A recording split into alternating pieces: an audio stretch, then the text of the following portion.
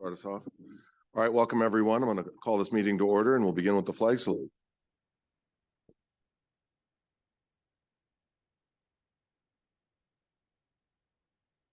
Ready, begin. I pledge allegiance to the flag of the United States of America and to the republic for which it stands, one nation under God, indivisible, with liberty and justice for all.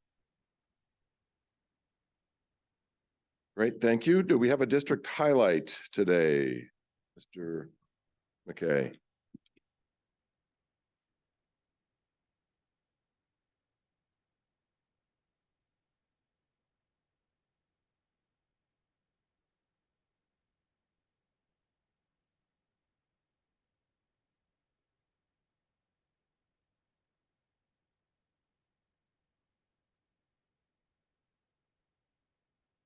Pretty huge. We're dominating that year after year now, and it's Macy and Indy, it's Hannah and Hannah. Yeah, I think it's 4 seniors.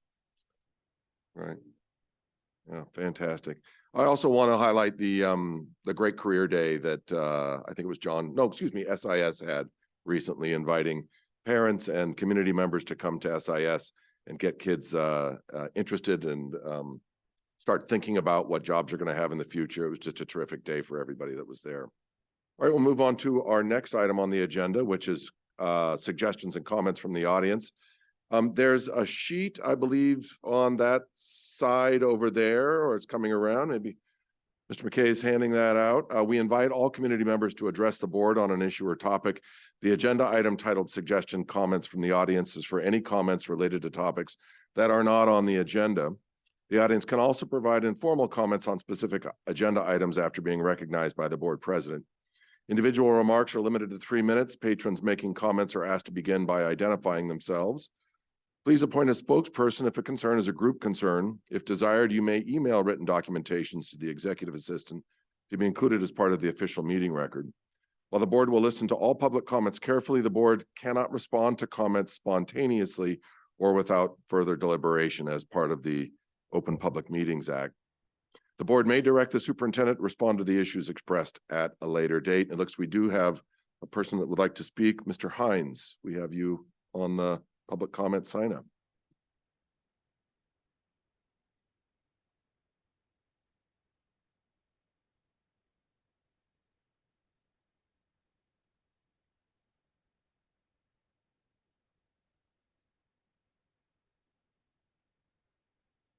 My name is Jeremy Hines.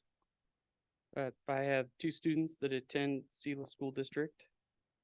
I'd like to begin by quoting Entry Shield, the manufacturer of the weapons detection system our security committee is recommending. There is a mass agreement that mental health is the ranking factor in these atrocities that continue to take place across our nation.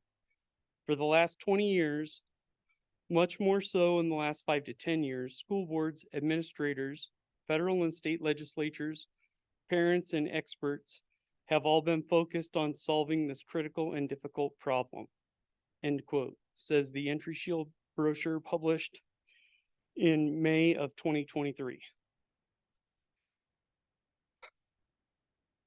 The 14 million, and it was confirmed by the Entry Shield representative via a telephone call that I made today.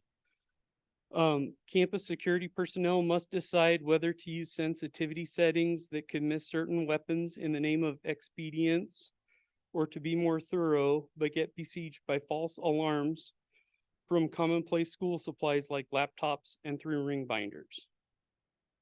A similar system missed a handgun that an off-duty officer had on his person when he went to a campus open house. Might I remind you that most school shootings involve handguns. According to statistics from the FBI, 166 handguns were used, while only 71 rifles and 30 shotguns were used. The death rate in Washington state is close to 13 deaths per 100,000 residents for mass casualties. The Department of Health says there are 193 deaths per 100,000 residents for coronary disease. So worrying more about our kids' hearts and lungs and that sort of thing is probably more important than worrying about whether they're going to get shot, because that's less than 10%. On the day of the Newport News shooting, school employees warned leaders at least 3 times that the 6-year-old shooter might be armed, according to the wounded teacher's attorney. Alerts included a shrugged off request to search his pockets and a teary report from another child that the boys showed him the gun at recess. These human failures were the real security breakdown rather than a lack of hardware, said Jacqueline Skildkrot, interim executive director of the Regional Gun Violence Research Consortium at the Rockefeller Institute of Government. These systems are affected by an experience called alarm fatigue. An example that most folks would understand for alarm fatigue is the boy who cried wolf. The Entry Shield rep I spoke with on the phone confirmed that the Entry Shield is based on the CEIA open gate scanner. Yep. Tom McDermott, the CEIA school safety and security sales manager, said in a promotional video with Campus Safety Magazine, if you want to be able to catch smaller items like Swiss Army knives and vape pens, I'm going to alarm on a lot more things, and I'm back to where I can't carry a backpack full of stuff through the detectors. So there's always that trade-off. If the system is set to detect smaller than assault rifles, it can go off for aluminum baseball bats. A nefarious individual could put a baseball bat sticking up out of his pack to deter a search. Thank you. Thank you, Mr. Hines. Are there any other people that would like to sign up? I don't know if people came in afterwards. All right, great, thank you. And you're, of course, welcome to stay for the rest of the meeting. Our next item on the agenda are the approval of the regular meeting minutes. These are the meeting minutes from March 28th, 2024 and April 11th of 2024. Anybody have any comments or questions about those meeting minutes? I'll make a motion that we approve the regular meeting minutes for those 2 meetings. Do we need a second on that? I don't think we do. So all those in favor of approval of the meeting minutes signify with an aye. Aye. Any opposed? Okay, meeting minutes are approved. We're moving on to item 5 on the agenda, which is the consent agenda. And the first thing on the consent agenda is the Human Resources Action Sheet. And it's a somewhat of a light month in terms of the classified, certified, and co-curricular activity. Is there anything that we need to know in particular about the Human Resources Sheet? To give the school board a quick update, we are up to 9 retirements for our classified and 16 resignations, which is 25 of our classified staff retiring or have resigned effective the end of the school year or sooner. Certificated, we have 7 retirements and 10 resignations. So altogether between the 2 groups, we're at 42, which is actually, we've slowed in both categories, which we'll probably have a few more trickle in. but this year definitely is lighter than a typical year. Typical year, we would hire over 60 staff between the certs and the classified. As you know, we're reducing through attrition in some ways. So that's where we're at right now on the attrition for the district. Great. I'll also note that Greg Haste has been appointed as the new football coach at Selah High School, which I think is terrific news. It's just a terrific educator and a great guy. And having known those kids in middle school and being able to form those relationships with the high school athletes is just going to be a huge advantage to our program there, I think. So congratulations to Mr. Haste and to the Selah High School football team. The next thing on the agenda, on the consent agenda, is the payroll goods and services for April of 2024. And we can see that on our sheet here. Chris, is there anything that you want to pull our attention to in particular? There was nothing tonight that I was gonna highlight in particular. Throughout each month, we do have some purchases for our CTE programs. And as you know, our CTE programs have grown exponentially based on Jeff Cochran's leadership there. So there are a few things there. I wasn't going to go into the detail on those, but otherwise pretty typical bills for the month and payroll. So Great. They all look pretty standard. Thank you. The next item is item D in the consent agenda, which are 4 different out-of-state travel requests. The first is for the middle school. I think it's the band. Is the band and choir? And Enquire. And to choir, man, Sarah Gross. That's incredible. For their annual trip to Silverwood, which I don't think is overnight. It's just out of state. Is that right? That's correct. It's not Well, they overnight. might want it to be overnight because I think they get A long there day. at 4 a.m. or something, but it's not overnight. It's just a haul, but a great time and a great reward for those students that have been working all year on that. The second is the ASB Mission Peak Leadership Camp, which is for the high school ASB incoming leadership to learn some leadership skills and prepare for the next year. The third item is the FCCLA State Officer Leadership Training, the same group of people that we have 4 graduating seniors for. The next class is going to go to Tacoma for that with Mrs. Brink. And the final one is the FFA Convention in Pullman, taking our Future Farmers of America Club to their statewide convention. We don't have any update on convention versus competition yet. We do not. That's still being worked out at the state level. We're hopeful still, but we've now learned that there's other districts or other high school programs in the same predicament. So we'll see how it transpires over the course of the week. That's great. Lauren, are you participating in that? You're heading to Pullman for that? Okay, great, excellent. And those are the 4. Does anybody have any questions or comments on the overnight or out-of-state travel requests?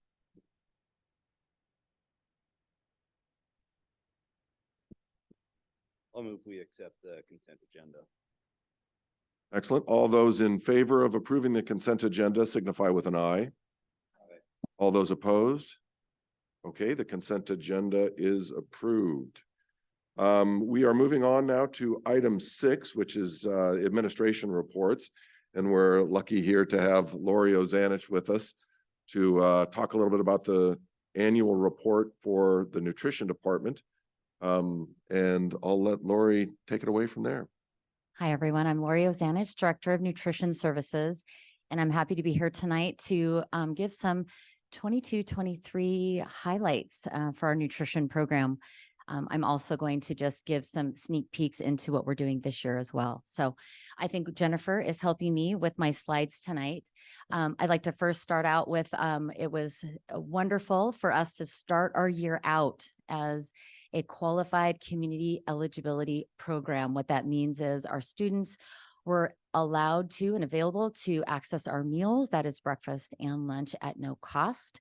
We were able to do this through a law that passed, and in addition to that, HB 1878 allowed us to receive our meal reimbursement at that highest rate, and that is state supplemented. So as we went through COVID and we were able to provide meals at no cost, this is really exciting because this is a 4-year program for us. officially started in 2022. We're back in school. We have a brand new, 7-month-old central kitchen. So we were excited to be able to do that. With that, we were really trying to figure things out. CEP is still under the USDA program, different rules and regulations. So we were just figuring that out as we were also continuing to serve our meals to students. So what we found is our staffing needs did increase, our cooking equipment.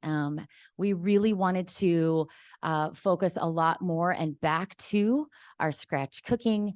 And then we also found that our food storage needs, we were assessing all of that and realizing, wow, with the potential of serving a lot more meals, we needed to make sure that we had that food storage available to us.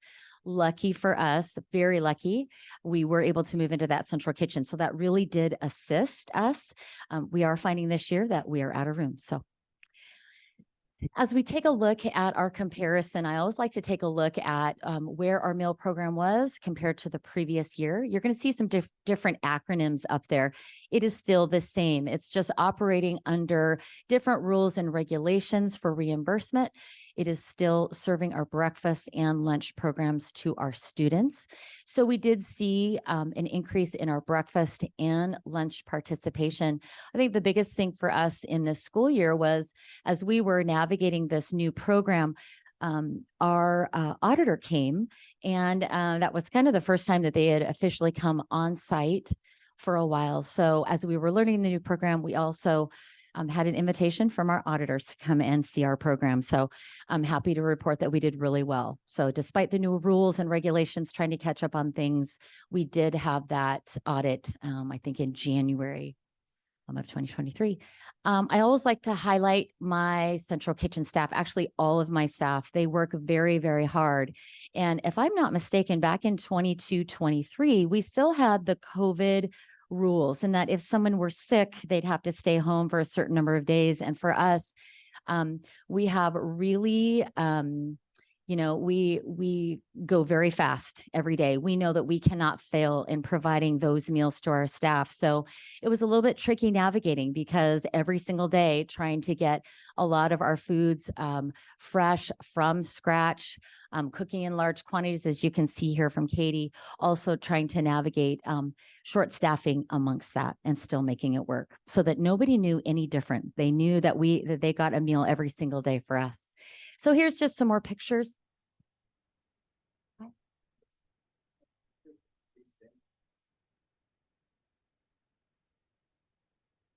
That is our kettle. So we have two different kettles. I believe one is a 60-gallon kettle, and then we have another one that is, I think, either 20 or 40. So really large cooking equipment that we are looking at. Just to give you an idea of our numbers that we serve every day. If I were to compare it to our local hospital here in our beds, we serve lunch alone is 10 times the number of our local hospital at full capacity. So it's a very, very large number of meals that we're serving, and that doesn't include our breakfast. So yeah, that's how we get all of our food in the morning. And so, to give you an idea, our central kitchen staff come in at 5 a.m. and we run on a very tight schedule. We have to have very creative scheduling to make sure that all of our food is hot and prepped and out the door. So they have about 3 hours. I have between 4 and 5 staff that could be preparing up to chicken Alfredo was just the other day, anywhere from 1,000 to 1,200 portions for our kids at our different various schools. So it's huge numbers, but my staff, they're amazing how they can figure things out and make it work within a very, very small time frame. Here's some pictures of some different, just some examples of some scratch food items that have come out of our kitchens. The other thing that we did last year is grants. Grants are really important for us because they continue to move our program forward. That's really important for us. And I'll highlight first the equipment assistance grant. This was for 2 vending machines. Now, these are refrigerated vending machines at our high school. We've had a very successful breakfast and second chance breakfast program there, knowing that we had all meals available to students. There was some potential concern for access because all of our kids come down in about a 10-minute passing time. They come to our kitchen, they get the food, and then they go back to class. Very, very big lines. I have cashiers that are very fast, but still those lines are long. And so I know that based on different personalities out there, some kids, they don't want to go in a big crowded area to try to get their food. So we were able to get 2 vending machines that right now we're utilizing for breakfast. So we have breakfast packs in those vending machines. They put in their student ID number and it dispenses that for them. That is one breakfast meal that they have access to at no charge a day. So we have a system that can kind of see, you know, you can go to the vending machine or you can come through our lines. So that's really exciting. The other thing that we wanted to do was, and we took advantage of, it was a plant-based school meals grant. And that was to expose our students to some really non-meat foods. During that, we had a couple of different things that we highlighted. We were also able to go into the classrooms with students and taste test some products. So that was a $10,000 grant. And you can see there's just a couple of things that we tried. And this year for our menu, we are trying to indicate on our menus with a little plant there for some of our students that prefer to choose vegetarian-based meals. The other thing as a CEP school that we were eligible for, this is summer EBT. And so in the summertime, those students were able to receive a lump sum payment just to support their food needs because they were not in the regular school every day. We do have something similar. The rules are a little bit different this summer, but that again is another benefit for us being community eligibility. So let's go into this year. So much has happened this year. I don't want to take too much time, but I do want to highlight a few things. Our first year, CEP. Now this year we were doing a breakfast after the bell program. We really did across the board always allow students to come. We had breakfast in our offices, but now we have much bigger and better programs. And so our meal access is incredible. I just did a comparison, and so far, up until March, comparing those 2 years, we've served an additional 124,000 breakfasts. It's pretty staggering. So that is going really well. We also want to expand our scratch cooking. So we have some grants around that. Chef Julie is in that picture there. She has been with us for a couple of months. We're utilizing more farm to school products. We also have brought in a fresh fruit and vegetable program that is for our Lentz campus. And also, here's a couple of other pictures for you for some of the things that we've done. And one of the things that really I've been focusing on in the last couple of months is for all of the programs that we have been successful here is really starting to open up our school district for other school districts that are struggling and looking for ways to be able to provide access to all of their kids. And we have a lot of what I call gold standard programs here. And so I'm really excited to invite them in. Seeing our programs in person has an impact on others. So that's what we're doing. Or can I ask a couple quick questions? What's the difference between scratch and not scratch cooking, and why is Selah doing so well at the scratch cooking? That we really have done scratch ever since I've been here. I've been here for 13 years. And this really I put on myself. The thing I'm going to improve on is showing people what we've done for a long time. There is a variation in scratch. And so there is a range between speed scratch. So that could be if I need to cook 700 pounds of chicken, I may not be able to take that from a raw chicken and cut that down with the funding that we get and with our staffing.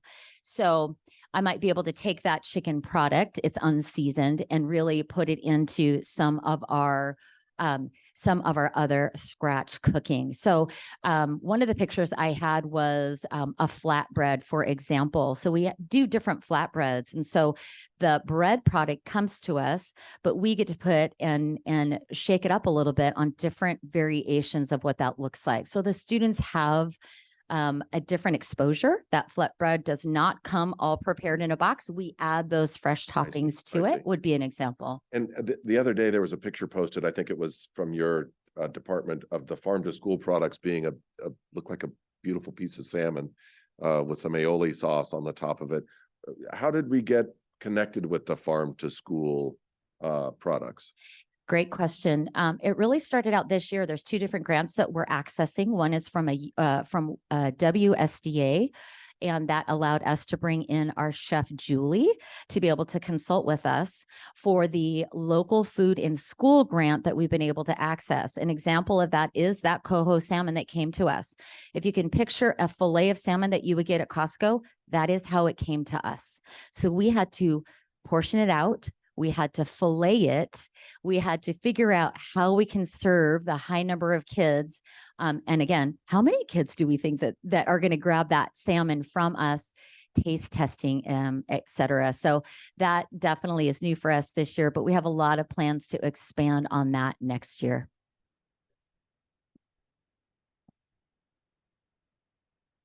So the OSPI had it available to us through an ordering system. Next year, it will come out of our budget. But in addition, we're learning a lot about, with some funds that we're able to purchase even more local. We're really looking for very local farmers to do different things. But just based on where we live, it's just such a cool idea. It really is, and that's been a goal for so long. And now that hopefully we've really gotten past COVID, we're back into the normal, we're really back into high gear. That is the direction we'll be going, even more so.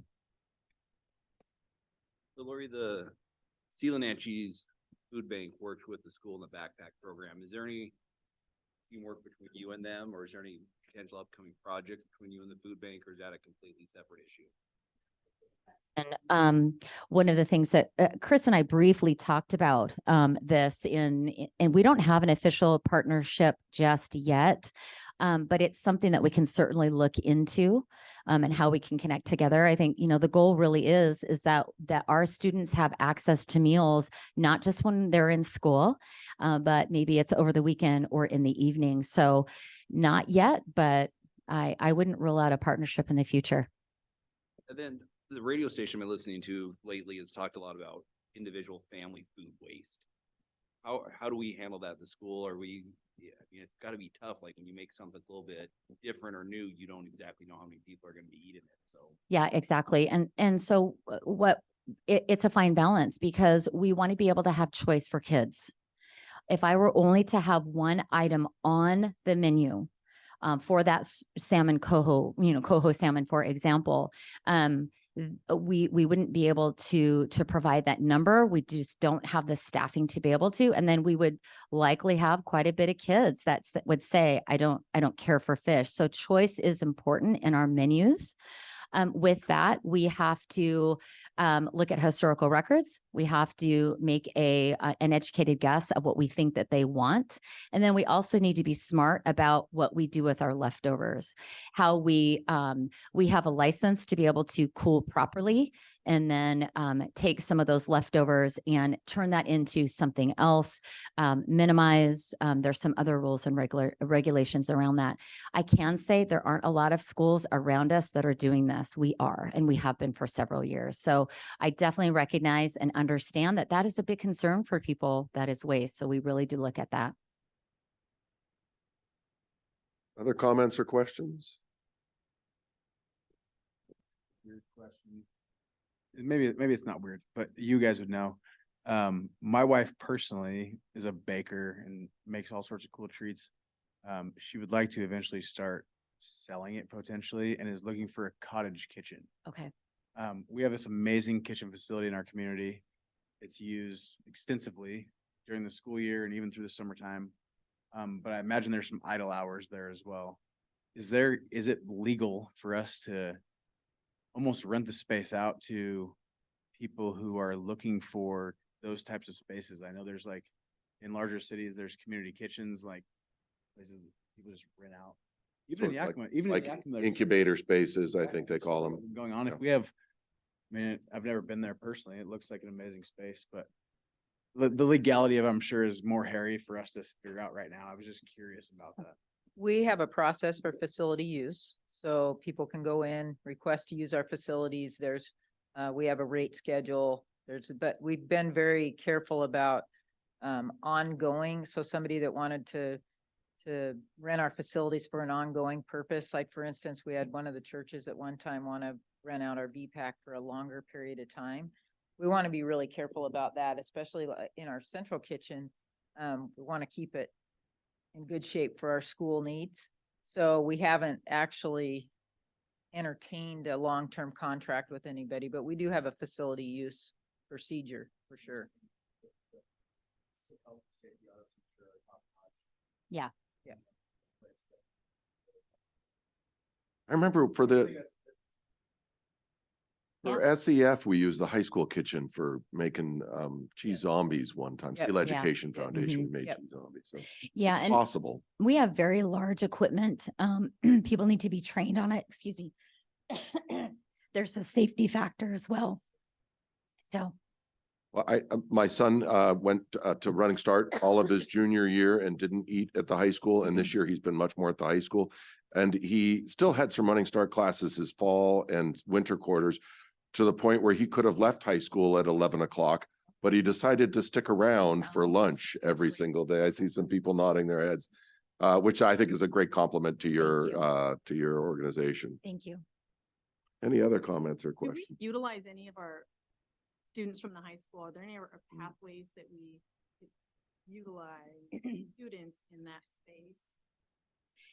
Yeah, so what we did before COVID is we would have a lot of student helpers. They would come during lunch, excuse me, and help us serve. I do know that we did a little bit of exploration for some students that were of age to come and help us in our kitchen.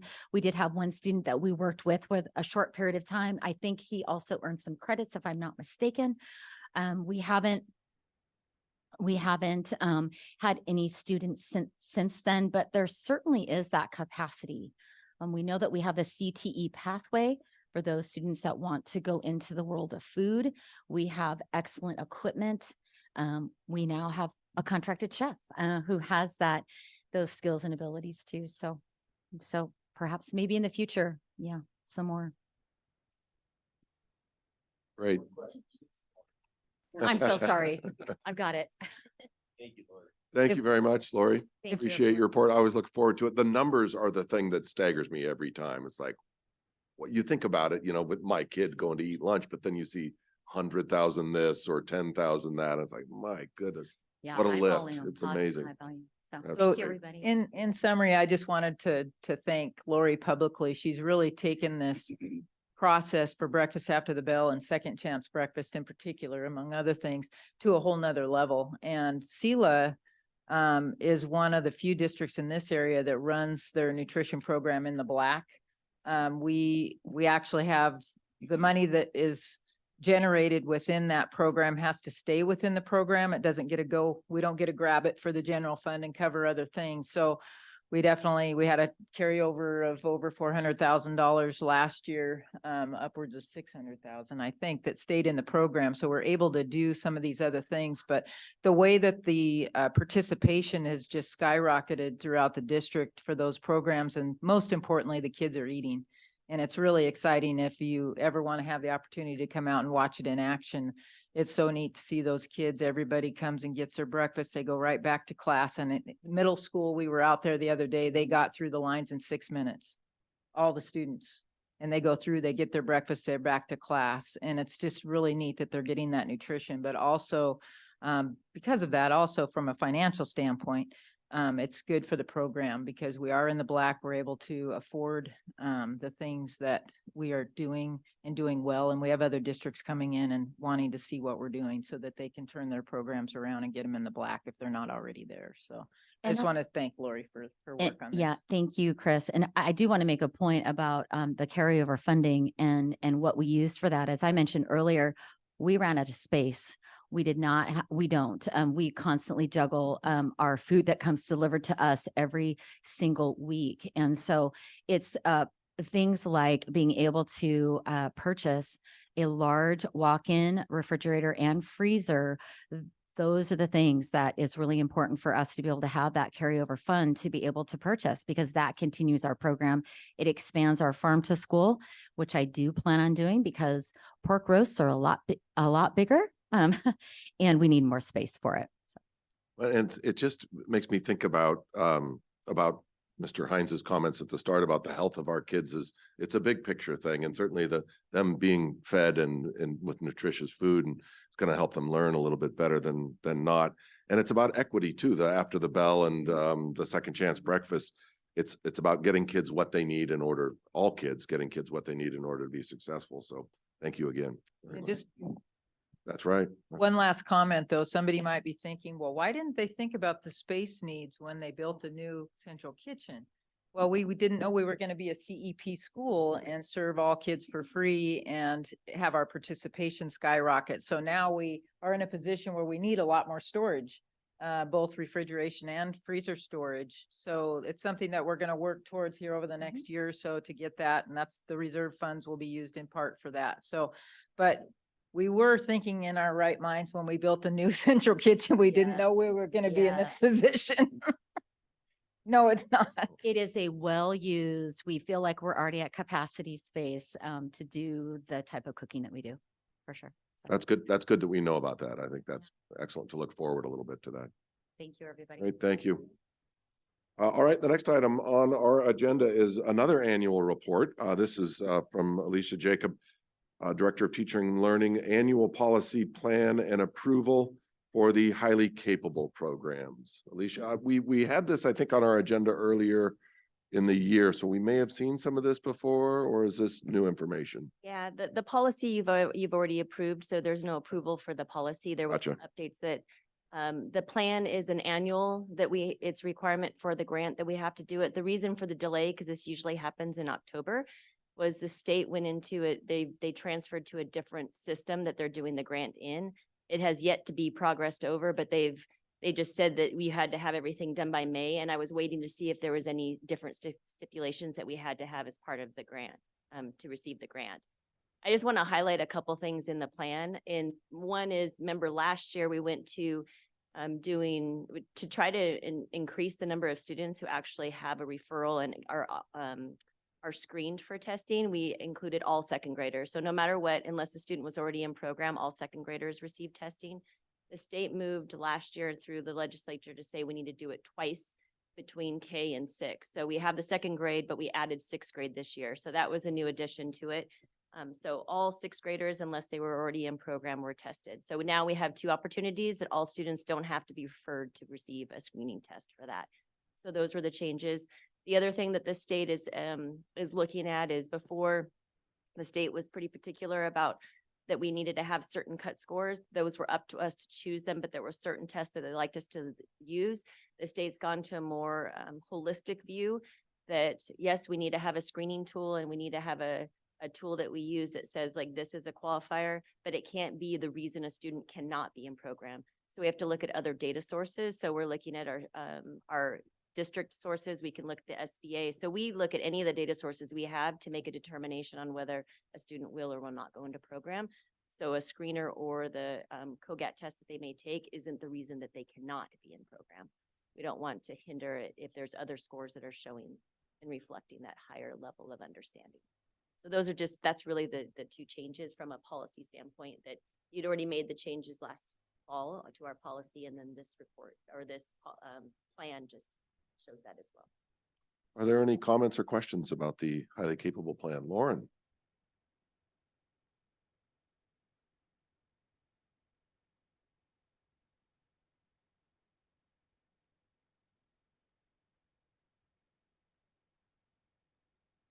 So I'm gonna paraphrase what you're asking. So the question is they've tested and they've gotten into program, and then they haven't been able to maintain staying in the highly capable program. The students aren't removed from program. It only would be if a student asked or a parent asked for a student to be removed. So once you're in program the rest of your educational career. So there isn't criteria to be removed from it. So once you're in the highly capable program and those are services that you can access, it's the entirety of your education. Okay. So we've added an on-ramp, but there aren't really any off-ramps. The sixth grade on-ramp is. Yep, so we've added two areas that, because on any given year, we'd have about 100 to 150 students that were referred. And so now that's way higher because we have almost 300 at second grade and 300 at sixth grade that are being tested. So the amount of students that have an opportunity to be tested has increased. And who does the screening, the holistic part of the screening? Who's involved in that? So it's called the multidisciplinary team. So the coordinator who currently is Kay Smith, she's a teacher at the middle school. She's been the coordinator for multiple years. She helps gather all the data. Rachel Dibble, who's in the teaching and learning department, she pulls data from different sources. Then there's teacher reps from each building. We have the school psych that's representing the building and the administration team. And so those are MBTs for each building. So we go to each of those and look at the results for all students and make determinations from that. And then once letters go out to the parents to say, yes, they're in program, or they did not meet the criteria, parents can appeal that and bring different data to us if they have additional data they'd like us to reflect on. Thank you. She is, yes. So we'll have a new coordinator moving forward. A great question. Because Kay's been the person so long, right? So I think in the past, when it's been positions like that are kind of a stipend, it's been seeking to see if there's people of interest in the district that is interested in the position and then go from there. And then with sixth grade being the kind of latest on-ramp, if you want to use that vocab. As a late blooming male myself, sixth grade is a weird age, obviously. And a lot of boys, especially, maybe if they are high achieving, but they have not necessarily shown that up to that point. I would like to see kind of almost like a going into high school on ramp as well, where kind of things are more figured out as an individual, and maybe they're more committed to their own education, more committed to their own academics. I don't know. Sixth grade still like everyone's really young. Yeah, and I I understand. know it's like, at that point, it's like, well, you're already a sophomore, just graduate and get out of here type thing. I don't know. No, I think it's right now, the reason we added the 6 was because of the requirement, right? And I think there's always the opportunity to be referred. So no matter what, we can do the referral, and there's no exemption from a referral. So if you referred last year and didn't meet the expectations, then you can still go another year. So it's not like one referral and you're done. You can keep being referred and continue with the process. So there's still the avenue to be able to, but I don't think that's something to consider too is, and I think in my mind, what I'm thinking something to be good to do is to look at the number of students that have been referred and look at gender by years, and the number of students that were put into program based on that, to see if maybe that would be another time frame, like maybe late 8th grade or even 9th grade for another screening. So. Well, and then the highly capable, I'm sorry, sir. I was just gonna say, high school high cap looks a little bit different anyway, because we've got college in the classroom, and that's not, that can be any student. It's not. Yeah, so they're not hindered from wanting to take a class that we would use as an avenue with our highly capable. Any student can. When we look at it from our K-8 standpoint, it is a little bit more targeted to students that are in highly capable than at the high school. That's correct. None of my That was kids just what I were was saying. high cap kids, K-8, but 2 of them did college and classroom, honors English, that kind of stuff, more so able to access some of those options without being categorized as high cap before they got into high school. And something that the state put into place, it's probably been 3 or 4 years now. Kevin, you can correct me if I'm wrong, but is that if a student starts in a process, so let's say in 8th grade, they take algebra or they take one of the honors courses, they're automatically placed into the next year, into the next course, unless they ask to be removed from it. So that's probably like with your son, if they started, then they continue in that pathway unless they ask to be removed. Before it was an ask to go in, and now it's an ask to be removed. Yeah. I've got a question. How is this funded? Do we get extra money per student from the state, or do we fund it out of our budget? It's both. We receive around 100,000 for the entire district for our highly capable program. So it's very little funding that we receive. So the funds go to our testing process and then we put it to some of our teacher salaries. We like do a small amount to those. But it isn't very much money. It's a very small, when we think of what other programs give us that are in the hundreds of thousands and we get, multiple of that and we're getting, or millions, and we're getting 100,000, around 100,000. So the levy ends up being a very important funding source, I think, for this. Yeah, when we look at right now, we've been able to, because we really tried to look at what are we doing? How do we plan for students in our classroom, right? To ensure that we can look for extensions of what we're doing. But it doesn't, a lot of times people's viewpoint is what they've seen when we were in school and it was like a separate program. Maybe students went to a pullout or they went to a separate school. The funding that we're receiving, we wouldn't be able to fund that to have separate teachers that are doing that with that amount. I mean, that doesn't even give us one teacher, Right. less for the entire district. And so I guess where I'm going with this is it costs us more out of our budget to have this program. And just looking at the numbers, it's a relatively small number of students who are served by the program. What are the benefits of having it for such a small percentage of our students? I think there are some students that, I mean, in rightly so, that are in the program, they need that extension. They may be coming into our system with experiences outside of school that they already know some of what we're teaching, right? Or they can pick it up very quickly. And so giving them some opportunities to extend their learning, to be challenged. I mean, all students need to have some opportunity to be challenged, no matter what that looks like.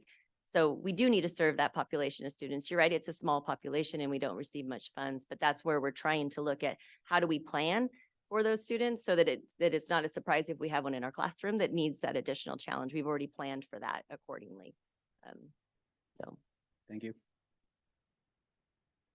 Lauren? So far down.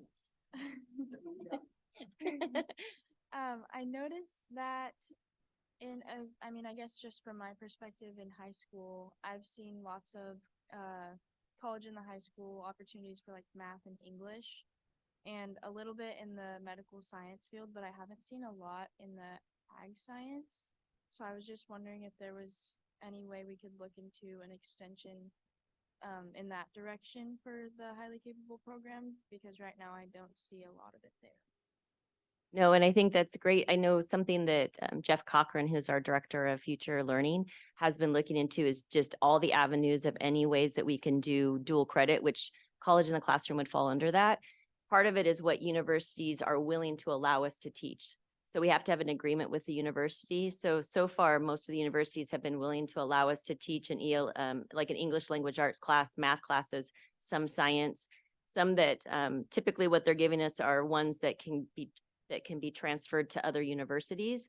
But Jeff has been looking at different ways and we constantly are looking for more that we can add to it, but I'll make sure we look at that area as well. Okay, yeah, I think you guys are doing a great job because I see like every year that I've been there, which is 3 now, it grows every single year.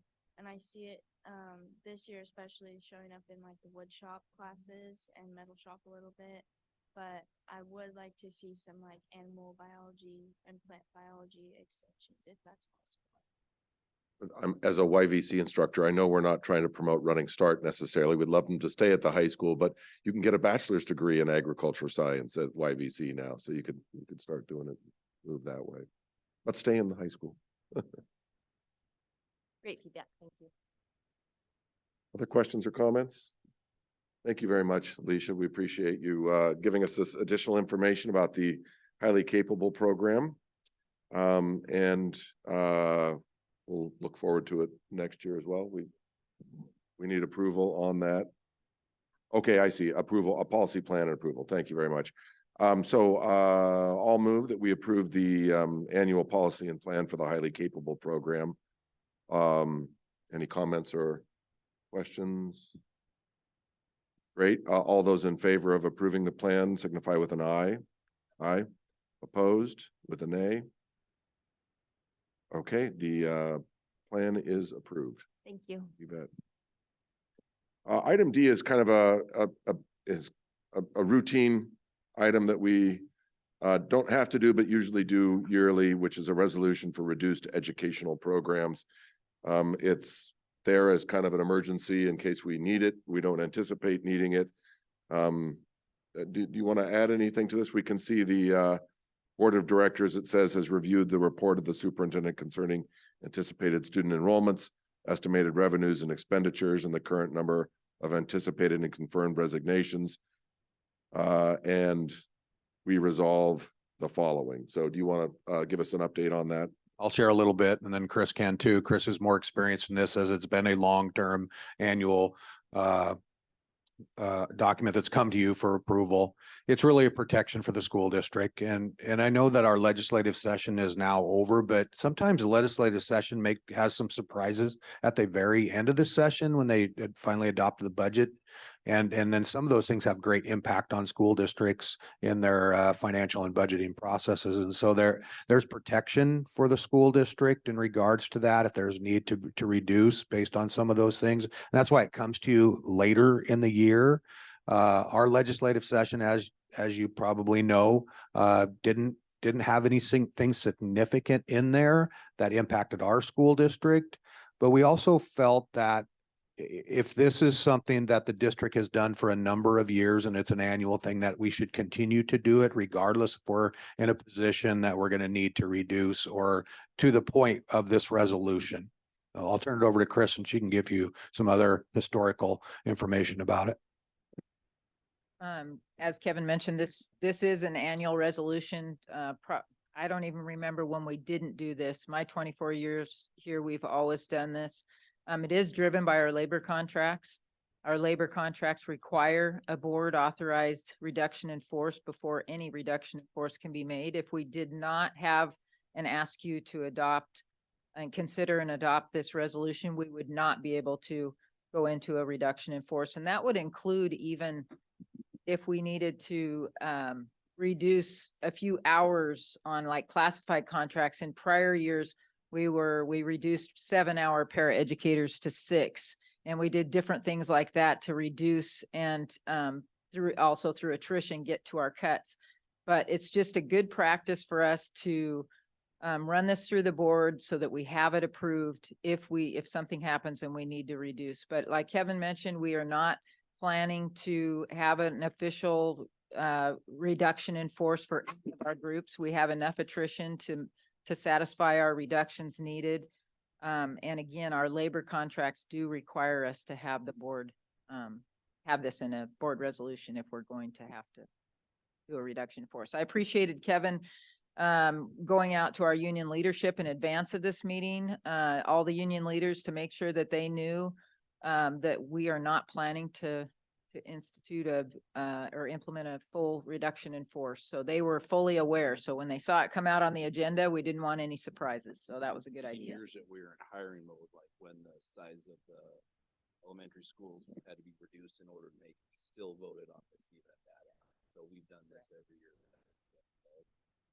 More of a legal issue and a reassurance that we don't anticipate using it as well at the same time. Would anyone like to make a motion to approve the let me get the number, resolution 2420-2? Yeah, I'll move that we approve resolution number 2024-2. Any comments or questions? All right, all those in favor of approving resolution 2420-2 signify with an aye. All opposed with a nay. All right, resolution 2024-2 passes. We're now on to item 7, student board representative reports. Lauren, you're it tonight, all the way down on the end. Is there anything you want to tell us about what's going on in the schools or in the high school in particular? So today we actually had our 3rd annual non-petting zoo at the kindergarten for the FFA program. It was pretty cool. We got there at like 7 this morning, we set up the pens yesterday. Where was it, Lauren? Here at Robert Lentz? Yeah, it was just right over there. But we had a bunch of different animals. We had ducks, chickens, geese, turkeys, which is interesting, kind of ugly, I'm not gonna lie. Yeah. And I brought my 2 show lambs. We had a couple people bring goats, and it was really cool because the kids come out there and they're like, oh my gosh, animals, but it's cool to see like select kids. It kind of ignites a passion for agriculture in them, and that's just something that they may not like have at their house and or may not have an opportunity to have at all. So it's cool to expand that through our program to the other schools. Why no petting, Lauren? Insurance. Really? You worried about somebody getting bitten or something? I guess so. I don't know. And I just looked up what a turkin is. My God, those are Yeah. horrible looking animals.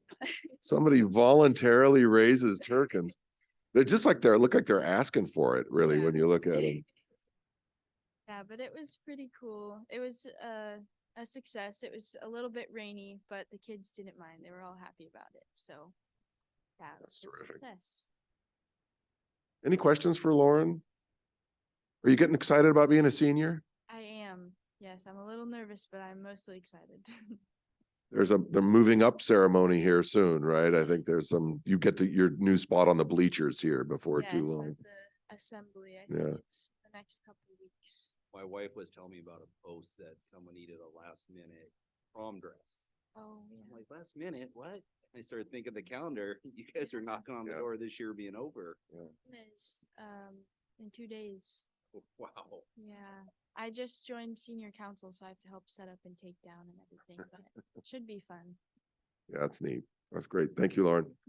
And you're welcome to stay, or if you need to go take care of your turkins, you can do that. Or your sheep, I should say, right? Yeah, the sheep. Thank you, Lauren. All right, the Executive Director for Student Learning Report is going to give us a little bit on the Smarter Balance Assessment testing schedule, I believe. Yeah, so I wanted to share that. There's a few other things I just want to make sure I can share with you guys, but so our Smarter Balance, so our state assessments, both in ELA and math, which is Smarter Balanced, and science, which is called WCAS, the Washington Comprehensive Assessment of Science. Those are starting. Next week, you'll start seeing that at the middle school and the high school. They'll be testing. SIS will start the week after. All testing will be done by May 31st, but you will see it across the buildings. The high school does a late start. They'll do that next week, where Monday, Tuesday, Thursday, Friday, they do a late start system. Freshmen still come, but 10th grade and 11th grade will test on the days, and then the seniors don't have to come until school starts. But they do that just so they can have a set time, and with only certain people testing, it's really hard to get a schedule that way. At the other two buildings, they do it within their day. Sometimes they do it based on having a different schedule, or sometimes it's done during the class period. So it just depends on which test they're taking. In science, it's one test, but at the ELA and math, they call it the CAT, which is a computer adaptive portion they do, which is mostly just different types of questions. And then both ELA and math have a performance task they do where there's some type of written component that goes with it. And they do those on separate days. But just so you know, starts next week and you'll see testing going on. So if you go in a building, you might see, testing, and it'll say that it's a secure location when you go in. And it goes until when? How long does it, what's our window? Because it goes the week before school gets out. So for us, it'll be that original date that we were going to get out is May 31st is when it does.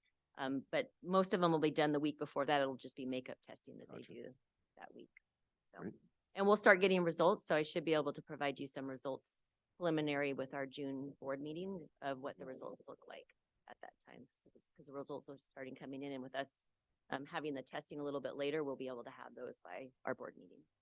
Is there a resource that we could look at what those tests are, or what they consist of? Yeah, so if you go on the Smarter Balance website, they give examples of what the test looks like from that. And I can share some links with you if you'd like, Derek.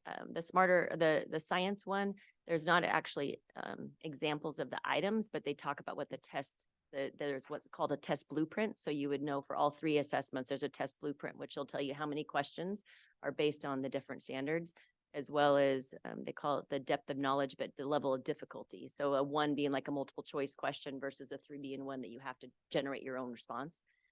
So you can see that for all three assessments. So I can share that link, or the 3 links for that. Any other questions on the testing that's happening? So that's grades 3 through 8th. 10th grade does ELA and math, and 11th grade does science. So, but the rest of the grade levels does it all. Okay. The other thing I wanted to let you know, I know I had been keeping you up to date with our Sense Time Immemorial when we've been doing the curriculum adoption for that.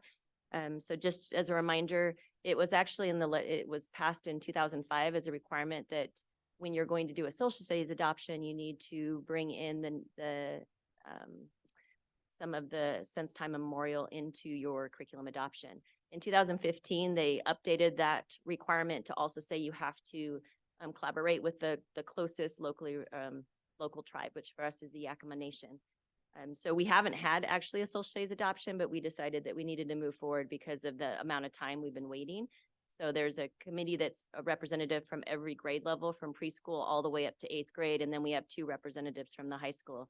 So we initially met with at Heritage University with the tribe, put on a meeting and opportunity with them and OSPI and a whole bunch of local districts. And we were able to learn more about just the why and what it could look like and how to partner with the Yakama Nation. Since then, we've met every month for at least a half, if not a full day, with the teams. And just right after spring break, we went to the Yakama Nation to go to their museum and had a tour. It was amazing. Everybody left that saying every one of our staff members need to attend, as well as we need to have it for students. And then today we spent a whole day just preparing. So we will be doing a viewing for the public with our materials. Not next Tuesday, but the following Tuesday. So that information will be going out to the public. And then we'll be taking that to the Instructional Materials Committee. And their role is to just ensure we followed policy. When we went through, not to confirm or deny the materials, but just to give us, did we follow the policy? And then the goal is to bring it to you at the end of May. Our goal with this too is we're initially starting it, but through the collaboration we would like to have with the tribe, we would like to see how this could grow.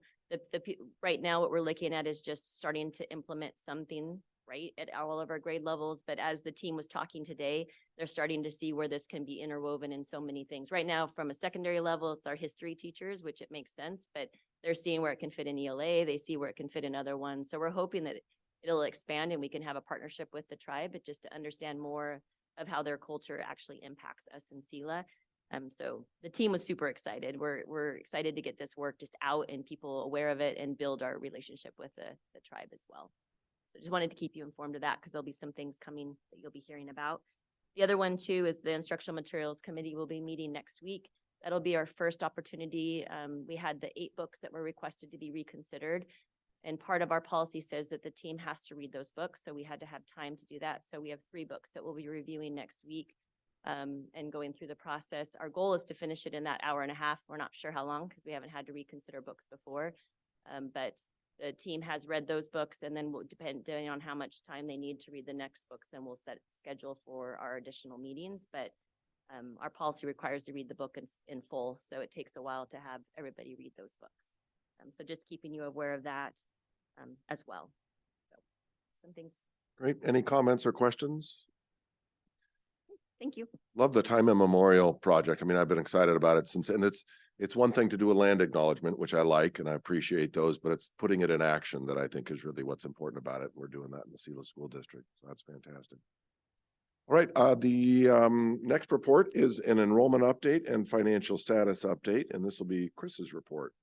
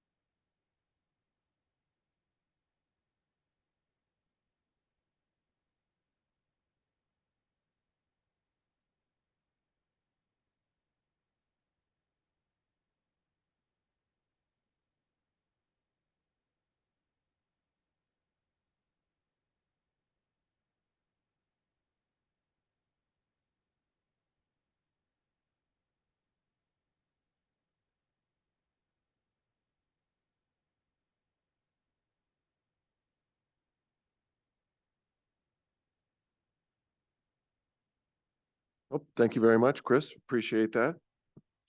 We'll move on now to the superintendent report. We have a update and a little bit on the legislature as well. So before you, you have a hard copy of some events that we identified for you, some times, dates, times, locations of traditional things that go on in the school district, starting with Best of the Best on May 7th at the VPAC at 6 p.m. But just some other things as well for you. If you ever have a want to add to your busy schedules, there's some more events for you to take part in. My report tonight is just a quick things that have gone on. Last night was a very inspirational and proud moment for a superintendent, and Dan being present as a board member. We had the privilege of listening to 4 of our seniors speak about their experiences going through our school system.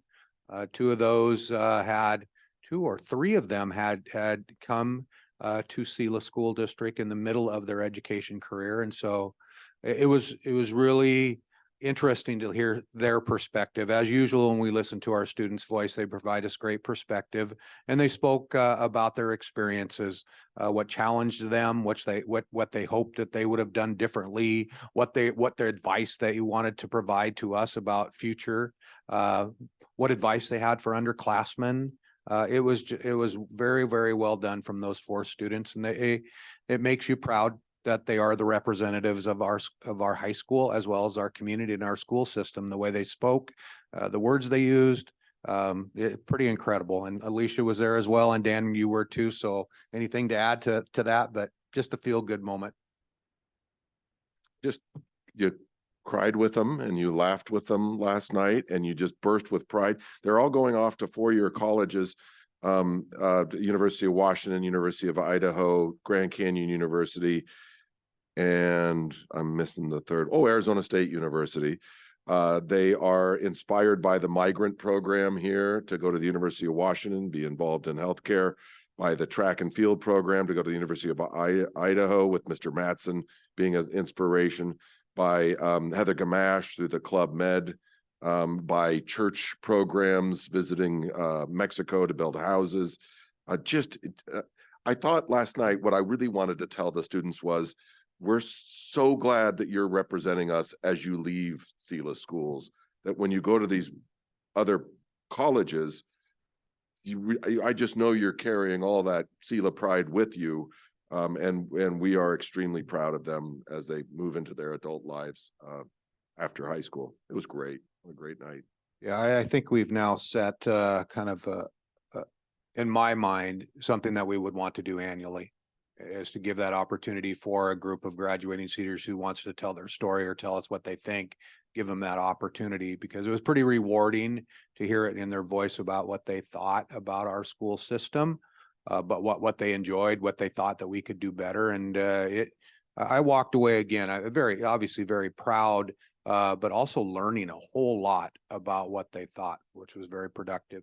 So the week of May 6th through 10th is an important week, not because we have a study session, but because it is the week that we recognize our employees across the district. It is the staff appreciation or recognition week in the district, with the highlight of that being the Best of the Best award ceremony on the 7th. Just so you're aware, we do a lot of things during that time. You're invited, obviously, to the Best of the Best award ceremony, where we're going to recognize lots of our staff that have been nominated, and then some very deserving award winners. We'll recognize community volunteers. We basically said anybody that submitted community volunteer nominations, we're going to recognize them. So we have a list of 7 community volunteers or something like that we're going to recognize in front of the crowd. And so we're hoping for a really, really nice event that night. I did mention your next study session where you're going to get together. That is on the 9th of May, and that is the secondary principal roundtable. That'll be in the morning, 7 a.m. Middle school library is where that one will be. And the last thing is that Chris and I had the privilege of going to the Chamber of Commerce monthly meeting yesterday, their general meeting. And it's one of the better parts of my job, of being able to go out and speak to community groups of people about our schools. And so my general I don't want to say speech because I kind of ad lib it and wing it sometimes, but basically the idea was to share the focuses with the group, where our efforts are going, some celebrations we have, some data that we have, just to give some context, as well as some of the challenges. Chris also shared as well some things, but the highlight was not Chris or I. It was definitely who was after us, and that was Scott Ruark, who was there to talk about the business and internship program that he has is leading on behalf of the high school in our district. And it's always good to go before Scott, because Scott's gonna take the big part in it with his obviously his passion and the way he presents himself and his genuine caring. So yeah, it was a good day, and I hope the chamber learned some things about our school and was positive as well. I want to say thank you for coming and presenting yesterday. It is good for you to get out in the community, especially in front of business owners. And so I appreciate that you were there and your remarks as well. Thank you. All right, the next part of my report tonight, and this should not be new to you because you should have received a legislative update shortly after the legislative session closed. And so this is the same document. So if you kept the document, this is the same one, but we didn't talk about it in the meeting itself. So just a few things with regards to this I want to highlight is this is definitely not all the work that went on during the session. These are the things that I pulled out of the session that I thought were impactful as for board members need to know, as well as have some impact on our school district. I broke it up into policy related things, and those are the first three there. And you'll see some timeframes and then a general summary of what that looks like. What you don't see, and which will be coming to you at some point in time in the future, is WASDA's work with regards to turning it into policy and procedure. This is just a law that's been enacted, and then they'll turn it into policy and procedure. And that's where we'll really see what the expectation for implementation is. You do see some timeframes on there. That is the time frame as of now. We fully expect those timeframes to be held, but there's always another legislative session that will take place next year that at times will adjust some timeframes on certain things and potentially on these too. I mean, there could be some could be in views of some controversy with regards to these, and so it would not surprise me, I guess, if there was some adjustments to timeframes or as to the language with regards to it. So the other ones, you see a zero admission bus bill there, and you see that it started off as a mandate to go to zero admission buses. And when the session finally ended, it was more of a grant based, if you want to participate program, we'll provide some opportunities for you. We have at this time, no interest in applying for those. We're kind of going to be the follower in this. We do enough leading in other areas. And are successful and fail in some of those cases. I think we'll want to be a follower in this one and see how it goes in other districts that have similar needs as our school district, in that, our bus routes for some of them are rather long, and we'll want to see about the maintenance of these. We'll want to see about battery replacement. We'll want to see of what things need to be done to our current shop in order to service electric buses. And you don't just all of a sudden get to go away from your diesel buses, because you're going to have both of them at the same time. So we'll want to study that and see what's going on in other school districts and see how this is all working out. Our weather, our mileage, trips that we take are in some cases very long distances, and all those things play into any decision with regards to considering electric buses. I also put in there as well as some legislative action that had to do with funding, and the funding starts with SHB 2494, which you saw that there's some additional funds that were injected into the school system this year with regards to this. And so those are on the back highlighted, not significant amount of money, but again, not really expected as well, that we were going to see some additional revenue in this year and then some additional revenue next year as well. This isn't really in response to the legislature learning of the operating costs increases with regards to insurance, supplies and material cost, utility costs and so forth. Other than that, I'll let you take a look at any of those. I know a special ed gets a lot of attention in every legislative session. There was some legislative action with regards to special education, but it doesn't impact us at all just because of our percentage of special education students didn't meet the threshold of allowing for more funding. Other than that, if you have any questions, I'll be happy to take those. I do get to sit on tomorrow is a final legislative wrap up. And so I'll be sitting in and listening closely if there's something that I missed that now that the legislature has gone through, the governor has signed and people are really starting to dig into the details. There may be some nuggets there that I could glean and then be able to share with you at a later date. Is that through WASA that you're?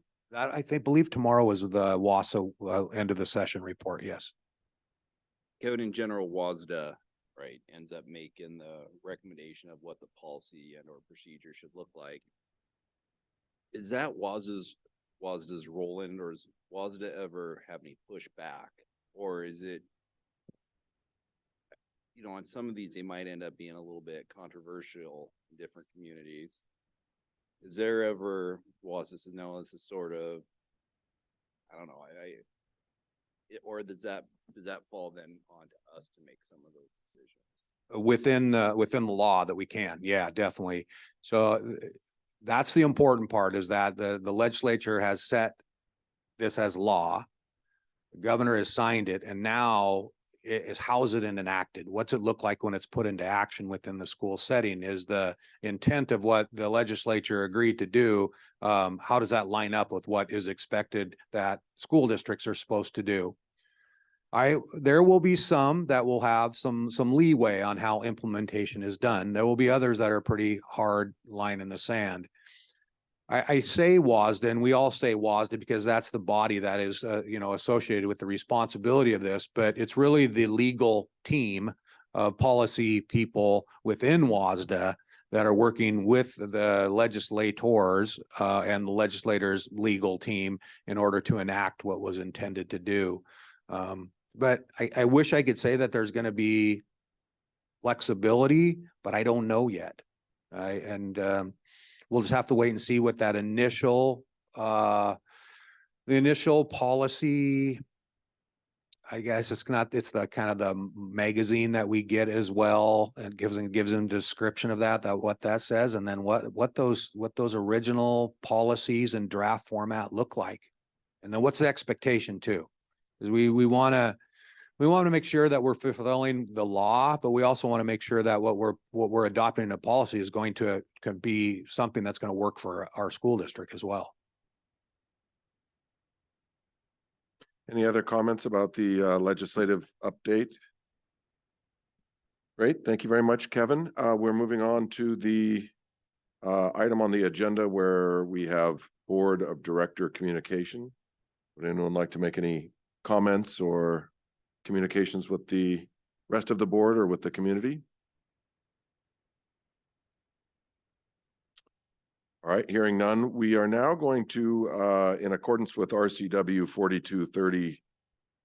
4230-110, there is a need this month for an executive session for a complaint or charge against a public officer of an employee for, I don't know how long we should schedule this for. Do you have an idea, Kevin? This is not a normal one that you go into, and so it's really a little hard to say how much. I would err on the caution of longer than shorter, only because you then don't have to go back and make an adjustment. So I would err on an hour. Yeah, okay. So for 60 minutes, and I think what we do now is I say we're starting at 5:51, or do we wait until we're into the next room to maybe?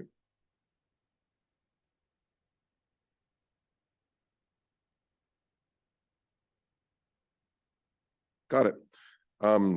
So we need a movement to go into executive session. Need a motion to go into executive session. Would anyone like to make a motion that we go into executive session?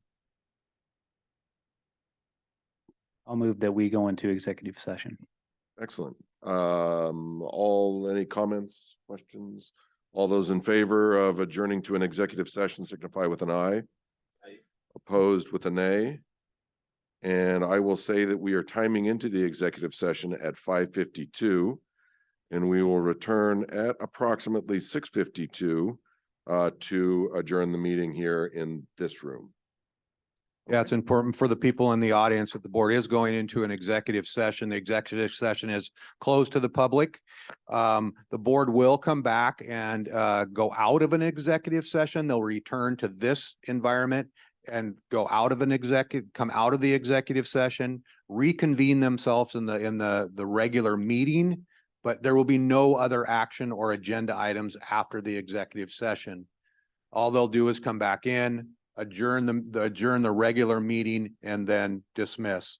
So for you to wait around, you're more than welcome to, but you may not see the board or hear from the board for another hour or so. And when they do come back in, it is only to adjourn the meeting itself. There will be no further action.